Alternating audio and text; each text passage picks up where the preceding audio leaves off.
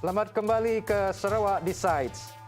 Dalam Sarawak Decides pada pagi tadi, rakan setugas Iqbal Yusuf bersama Ahmad Saleh ada bercerita mengenai pembangunan ekonomi luar bandar di Daro. Mari kita saksikan.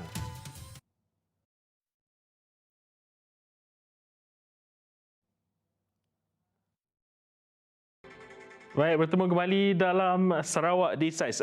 Sebenarnya sebelum ini, seperti apa yang saya katakan sebelum ini tadi, rakan setugas Ahmad Saleh ada menjejakkan kakinya ke salah satu kawasan di luar bandar yang terletak di kawasan pesisir pantai, iaitu Daro. Katanya sepanjang berada di Daro, banyak pembangunan yang telah dibawa dan dilaksanakan bekas ahli Dewan Undangan Negeri Daro, Tuan Safi Ahmad, sepanjang menjalankan amanah dan tanggungjawab demi untuk pembangunan masyarakat. Malah Tuan Safi ini turut memberitahu bahawa pembangunan yang dikecapi tidak hanya terhenti di sini, sebaliknya akan terus dipertingkatkan lagi apabila rakyat memberi mandat kepada beliau. Bagi mendapatkan perkabarannya sepanjang berada di Daro sebelum ini, Ahmad Saleh yang saya kira telah pun bersedia, mungkin Ahmad Saleh boleh kongsikan kepada semua pengalaman Ahmad. Silakan Ahmad. Ya, Iqbal, kawasan Dewan Undangan Negeri N43 merupakan sebuah pekan ya di bahagian muka, dan saya percaya kalau sebut saja muka pasti Iqbal sendiri maupun penonton di rumah sudah teringat dengan makanan suku kaum Melanau iaitu linut, sesar unjur, umai dan pipus yang terkenal di daerah Daro ni, Iqbal. Jadi tengah hari ni, Iqbal, jangan lupa dapatkan linut makan dengan sambal asam. Sedap, Iqbal. Baik, itu tadi kisah makanan tradisi.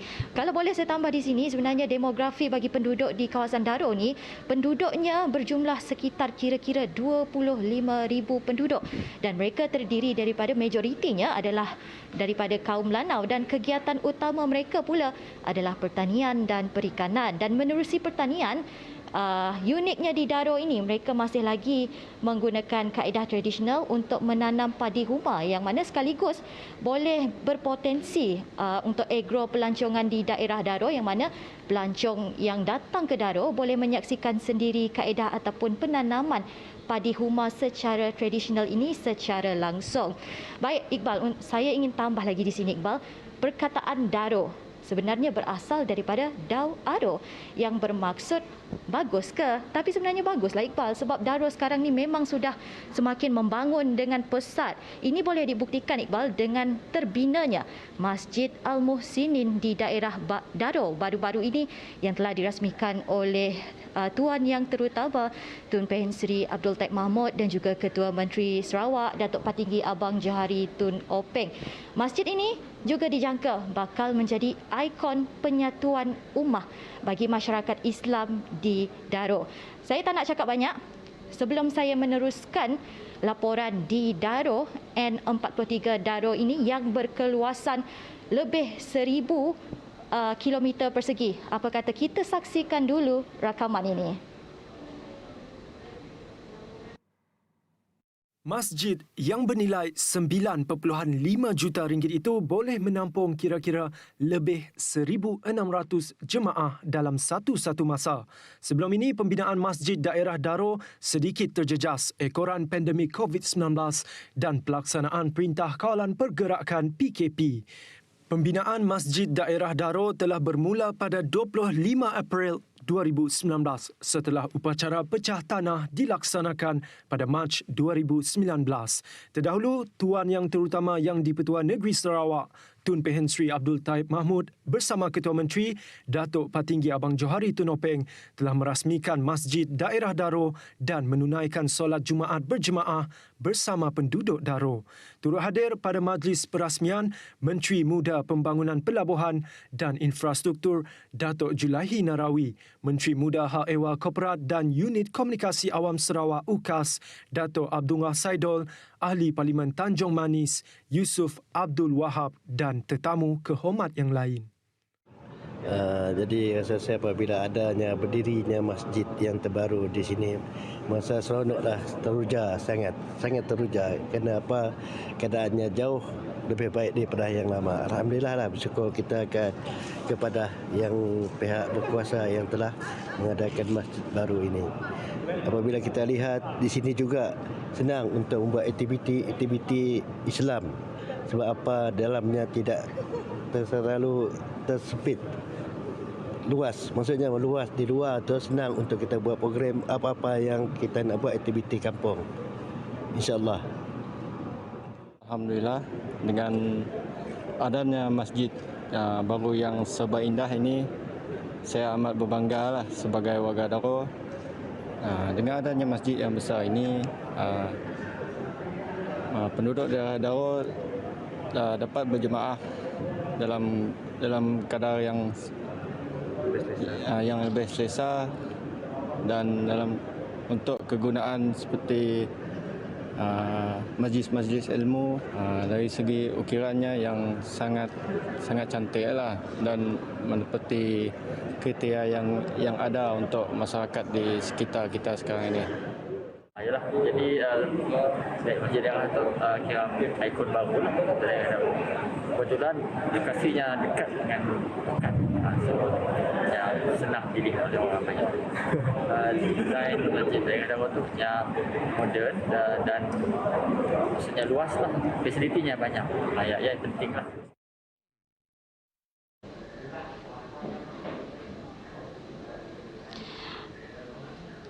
Baik Iqbal, sebenarnya banyak lagi pembangunan ataupun ekonomi di Daro yang ingin saya kongsikan.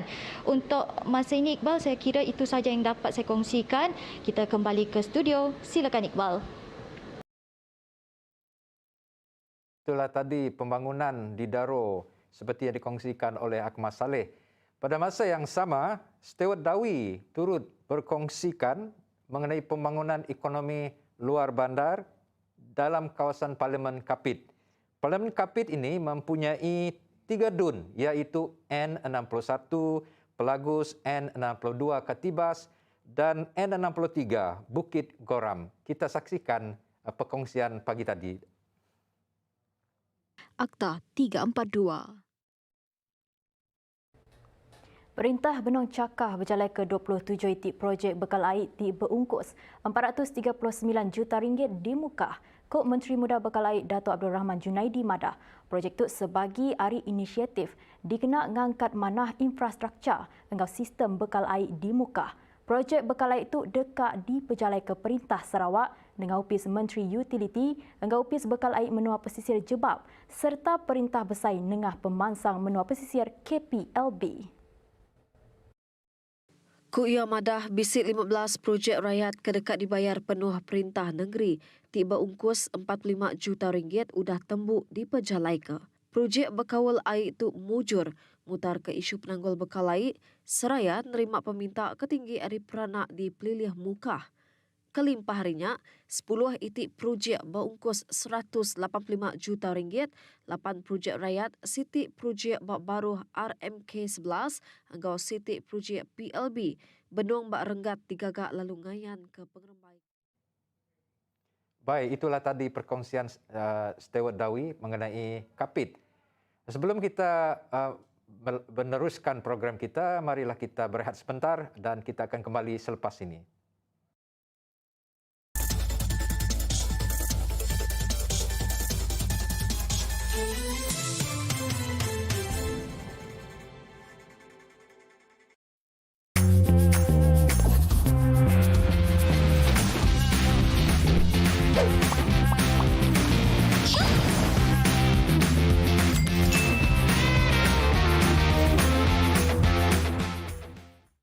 Malaysia kaya dengan kepelbagaian kaum, seni dan budaya.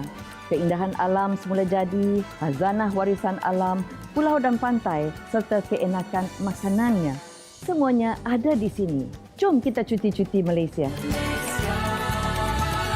Mempesona.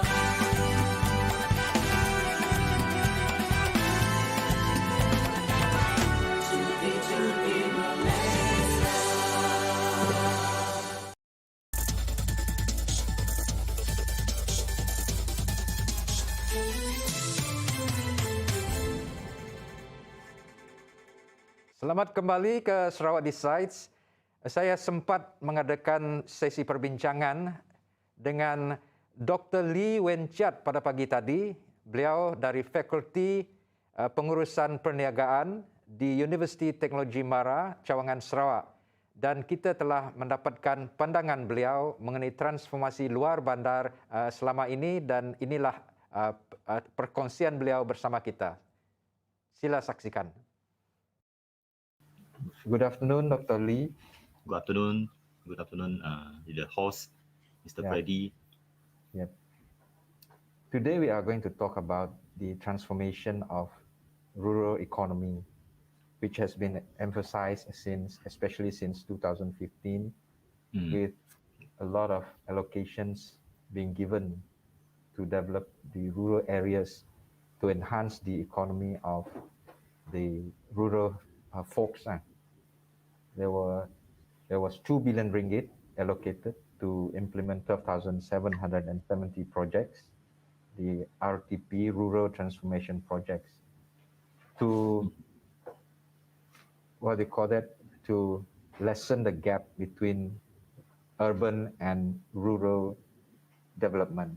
So how do you see the progress so far, Dr. Lee? Okay, thank you, for the question. I feel that the projects is so far the government transformation project under rural transformation project is very successful at the moment. We can see many dilapidated schools have been rebuilt, right? If you talk about primary school, there are about 1,263 schools, right? Primary schools, yes. And most schools like 43 rural dilapidated schools have been rebuilt, reconstructed. And then there are 30 rural schools also have been clinics has been also been constructed so far in the year 2019. So a lot of rural road projects, also 95 flood mitigation projects, right? These are the example of projects that are already successfully built. It's more on the rural development of the people. So I think the school and clinic are the basic facilities, because this education and healthcare are most important to the rural people in Sarawak, I believe. So if they have better access to this health and education facilities, then they will be better, because they will increase their standards of living. So if they do not have these facilities, I believe they will need to go to the city, which now not during the movement control order, right? And especially the lockdown, it is very difficult for them to access and go to the nearby cities. But with these projects, with the successful building of 144 rural dilapidated schools, 30 rural dilapidated clinics in the Sarawak, it is of course a good move for Sarawak to proceed, and then the people enjoy the facilities. Yes, the road network is being expanded quite rapidly, because if you remember, in the past, rural children had to go to school by walking or even using river transportation. So now there are roads, so the students can come to school easily and faster. The road networks, as you see it now, Dr. Lee, how has it contributed to the economy of the rural people? Okay. The roads, of course, is a very important thing for, that in rural area, their living is dependent on agriculture, right? Of course, agriculture and this livestock are the main source of income for the people in rural Sarawak. So of course, when they have this agriculture produce and the children need to go to school, they will need proper road, right? I imagine last time in the year 2022, when I went to Kapit and also Belaga to do my study, and at that time I can see the road system is very it's not tarred. The road is very bumpy. Yes. So all are gravels, all are filled with gravels and not with the tar yet. So with this, it is very difficult for them to go to, like, for example, the Kapit, you have to access by this either by from Bintulu to Kapit, or you can use this ferry express boat to Belaga, right? So it's very difficult for them to travel to the nearby town to send their agriculture produce and to study, especially for young children.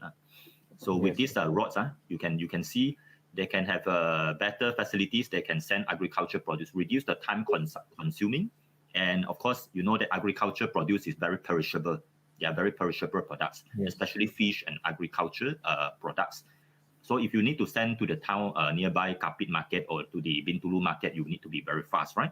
And then about 2 hours you need to send off. But with the better rod system, you can drive fast, you reduce the time consuming, so you can go to the town to sell off your product fast and earn more income.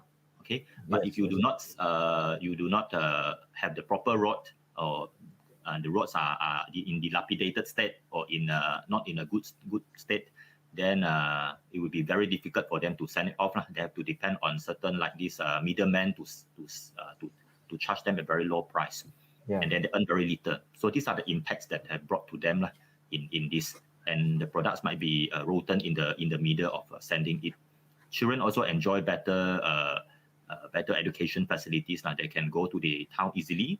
No need to rely, and will be dangerous if the river is very rapid, especially during this raining season when you have this choppy river. Okay, so they very difficult to go to access to the school. So they might lose the education and not able to meet up their academic performance. Yes. Dr. Roads is Lee. very important. Yeah, Dr. Lee. A few dams have been built upper river.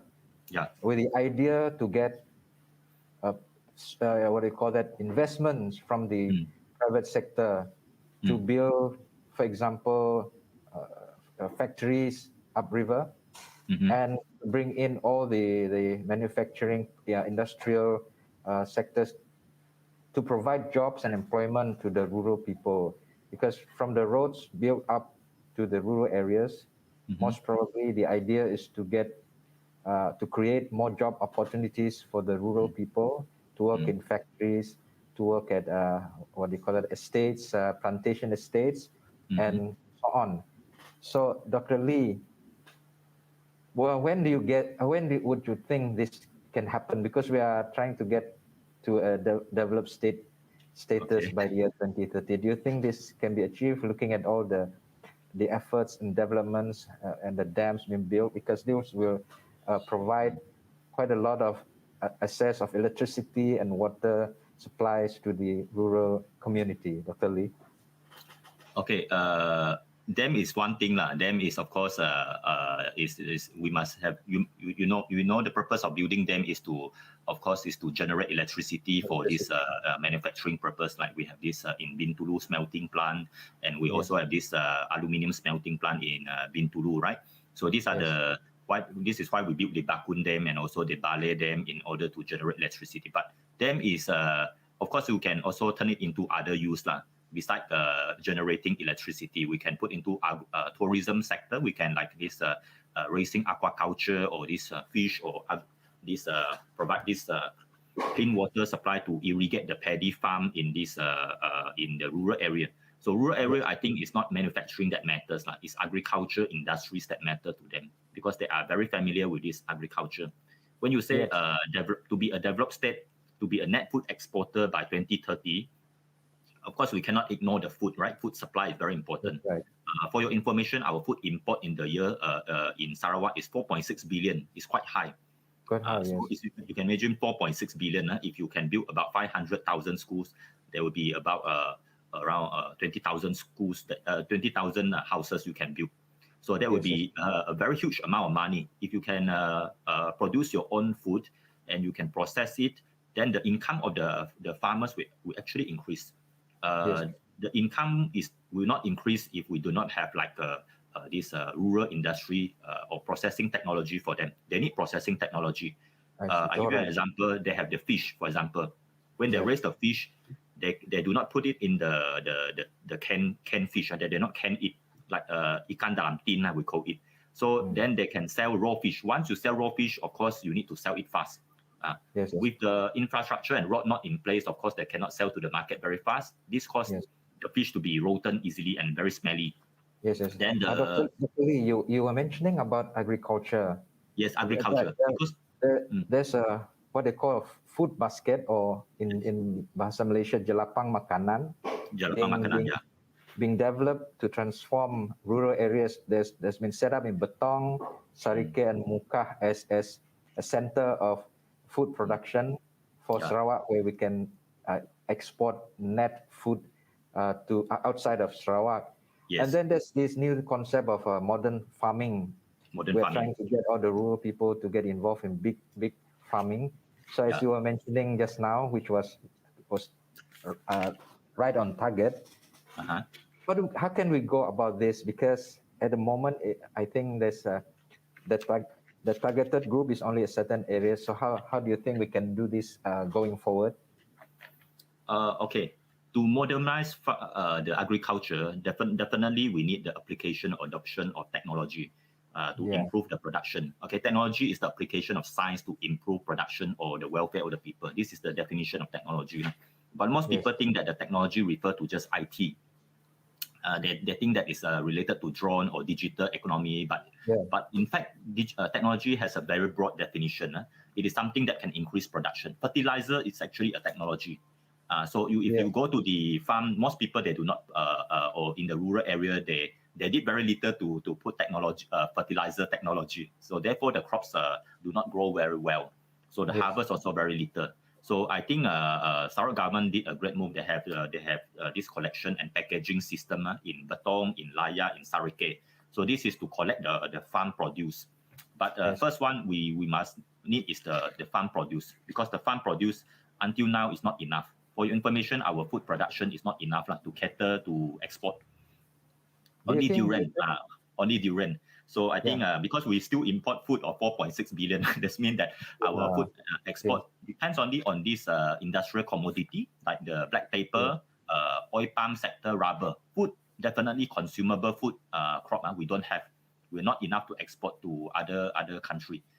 If you can export to Malaysia, the West Malaysia Peninsula, you can increase the income, because West Malaysia, if you talk about Greater Klang Valley, 5 million people, and the purchasing power is already there. You are already guaranteed a market. Okay, so that 5 million people, if you can start to grow food now, and then you can grow this banana, the cempedak, or this sukun, or this jackfruit, nangka, then you can actually harvest it more, and then send it off to them. Fish, I believe you have the fish in the resources, because we have 55 rivers in Sarawak. We have 55 rivers, 55 sungai, and the sungai is very big comparatively to the Sabah and also West Malaysia. Our coastline is 1,035 kilometers, very long. So we have plenty of fish. Pardon? You were talking about rivers. Yes. This brings us to the tourism sector for the rural areas. I think this has not been tapped widely, the tourism sector in the rural areas, like for example the eco-tourism and what do you call that, these homestays. What do you think about this? Actually, if you ask my opinion, I think the pricing is not correct. The pricing in the tourism sector, homestay is very expensive. If you look at I don't want to mention the name of the one. If you go to any of these homestay, you can search in the Agoda or Booking.com. You can see the price of any homestay is about 300 to 500. If you go to the nearby like Kuching, like you go to this Santubong Resort, or you go to the someplace in Dama, you can see the price is 300 plus just to stay at overnight. You can see overnight nothing to see, just beaches, and then just one night. So there's still room for improvement. Pricing need to be correct. The pricing come in with a good pricing, and in pricing. Agriculture also we need to get more young people to be involved in this, and maybe we'll do a bit more attractive package for tourism. All right, definitely. Dr. Lee, I think that's all for this afternoon. We thank you very much for your presence with us, and we look forward to meeting and talking with you again on other matters affecting our country that will help us to grow and become a developed state by the year 2030. Thank you, Dr. Lee. Thank you very much, the host. Thank you, Freddy. Thank you. Welcome. Baik, itulah tadi perbincangan saya dengan Dr.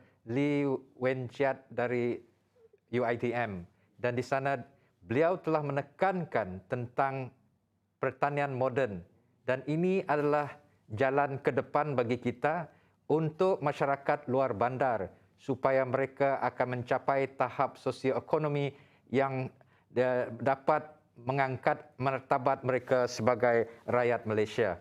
Baik, setakat ini sahaja Sarawak Decides untuk waktu ini. Teruskanlah mengikuti Sarawak Decides dan perbincangan pada jam 2 petang bersama rakan setugas Gaz Ghazali. Saya Freddy Bohari mengucapkan terima kasih sekali lagi dan salam Sarawakku sayang, jaga Sarawak, into Sarawak, #Sarawak Decides. Salam hormat dan jumpa lagi.